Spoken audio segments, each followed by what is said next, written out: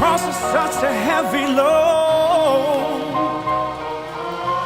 Ooh, my faith is growing cold. Lord God, hear my cry. My soul is heavy laden. Crawling slowly towards the carpenter's shop, I reached the front door and stopped. Let go of my cross and I instantly dropped. In his eyes I saw compassion as he lifted me up. Son of David, I stated, I feel like giving this up. My relationship with you's on the rocks. I'm always trying to stand, but constantly falling a lot, and it won't stop. I don't know how much more of this I am able to take. I'm gonna break, forever making mistakes. My financial situation is rough. I clocking at my job daily, but I know that I'm not making enough. My supervisor doesn't like me much. He's such a jerk, trying to find different reasons so he can write me up. I need an additional part-time, cause I'm so far behind. I've looked through countless classifieds, but a decent job is so hard to find. And all this time I sit behind a cubicle, knowing inside this isn't what you have for me to do. Jesus, I'm only getting older. My ministry hasn't blossomed, and I'm ready to put this to a closure. While my group is constantly getting looked over, so-called Christian artists that don't promote you get the most exposure. And the ones that do are into themselves. They're all about making it big, or either record sales. They're big-headed, I heard their music, then met them. Try to show love, saw they were rude, then said forget them. I'm sick of hearing people tell us, keep bringing it fellas, but when it's time to help us, they consistently fail us. They can keep their encouraging lines, I know they take us for a joke. That's why my ministry is constantly broke. I'm forced to view Hazakim as a hobby. Anger towards believers that have wronged us is building up inside of me. My car's a jalopy, my situation is lousy. My in-laws don't like me, this road can go on without me. During my visit I explained more of my struggles and troubles, different issues I've been through, pains and sickness as he sat and listened. Tears rolling down my cheek, barely able to speak. I said, Lord, I'm just too weak, as I laid at his feet. Lord, the world flaunts their sin and they sit back and dare you to react. I try to follow your path and I'm under attack. And all this time you see me in despair, it seems you're not there. This cross you gave me is too heavy to bear. This cross is such a heavy load. This Trying to walk cross the is such a straight and heavy narrow load. road, but I'm afraid my faith is growing cold, cause my soul is My heavy faith is laden. growing cold. Please hear the cry of my distress. Lord, Lord, God, I hear need a my cross that weighs much less. I cry. can't take this stress, I long for your rest. My soul is heavy laden. In the blink of an eye, Jesus and I were in a humongous shed. I was shocked when he said, put down your cross, choose the one you prefer instead. As far as I could see, I saw nothing but trees in various shapes and sizes, like lowercase t's. Seeing so many different crosses, I admit was frightful, yet I was completely mindful. This was the cost to being his disciple. As I walked beside him, I realized that different crosses symbolize different burdens just by the different sizes. Deep inside I had to sympathize, because before my eyes were the story of many different lives. I was a bit surprised when I saw unfolding before me testimony of the hurting who kept on with the journey. Through the myriads, they endured some serious periods, rose over them victorious with each experience. They lived holy, I noticed not only were they crying for help, I saw the young and old finish the path by denying themselves. When they died and they were placed in the ground, it was then their cross was laid in exchange for a crown. The thought entered in the back of my mind, surely the burdens they carried in their journey weren't half as bad as mine. Yet at the pass of time I knew I had to find a more comfortable cross to suit me fine, unlike the kind that I had left behind. Without warning I saw before me, tucked in the corner near the front door, a cross that appeared to be shorter. I thought, that's the kind I see myself bearing. It looks very easy to carry, it won't have me constantly weary. Pointing at it selfishly I said, Jesus, I made my decision. With your permission, I wish to carry this one. With a look of sadness he said, my child, I'm fully aware of all you've been through. Nonetheless, you may take it with you. But as I ran to grab the cross in front of me, suddenly it started making sense. Oh man, this is the cross that I came in with.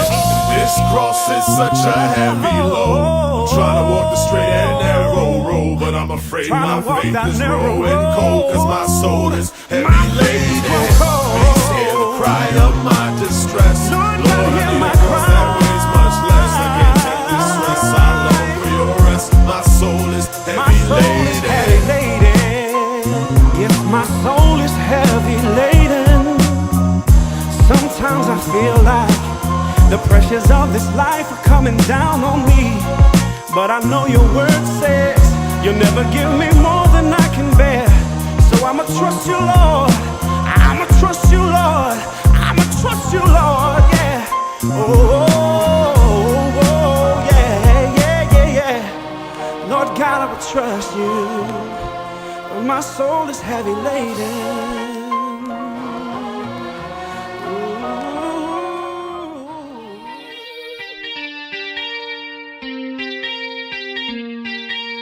Hey, hey.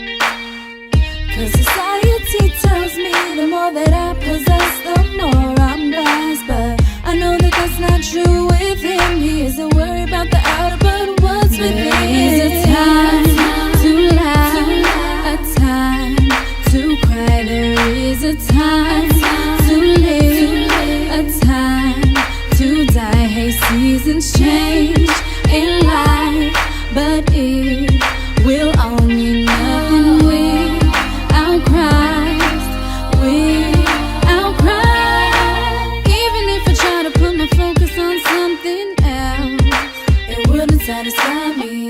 If I worry about the money or the record sale, it wouldn't satisfy me. If I got to upgrade the latest technology, it wouldn't satisfy me. Nothing material will last. I store my treasures up in heaven for eternity, and that's that. I wanna be content in you. I wanna be content in you. The world is changing, I trust you. I'm gonna put my trust in you. Find a purpose for my life, for my life. Living for you is the only way that's right.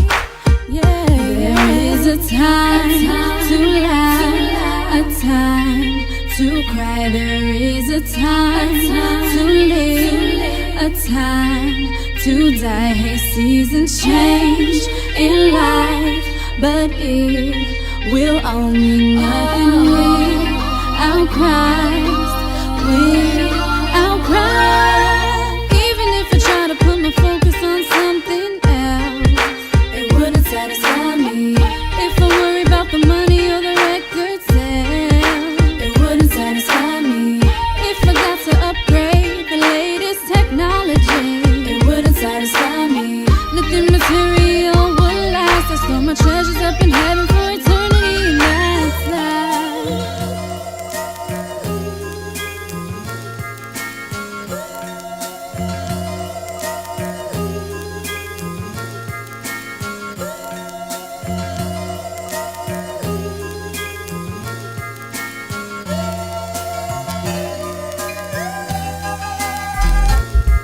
It all started after Yeshua and his disciples parted from the Passover Seder. Later we find him in the garden, a place located near the Mount of Olives called Gethsemane, to get alone with God in a peaceful vicinity. With intensity he hit his knees and prayed to the Lord. He was for sure the suffering that he would endure. While his disciples laid and slept, he prayed till sweat started mixing with blood from psychological stress. Skeptics suggest vessels exploding seems kinda bogus. Many don't know it's medically termed as hematidrosis, a gradual effect. It made fragile his flesh, it made his physique weak even before he was beat.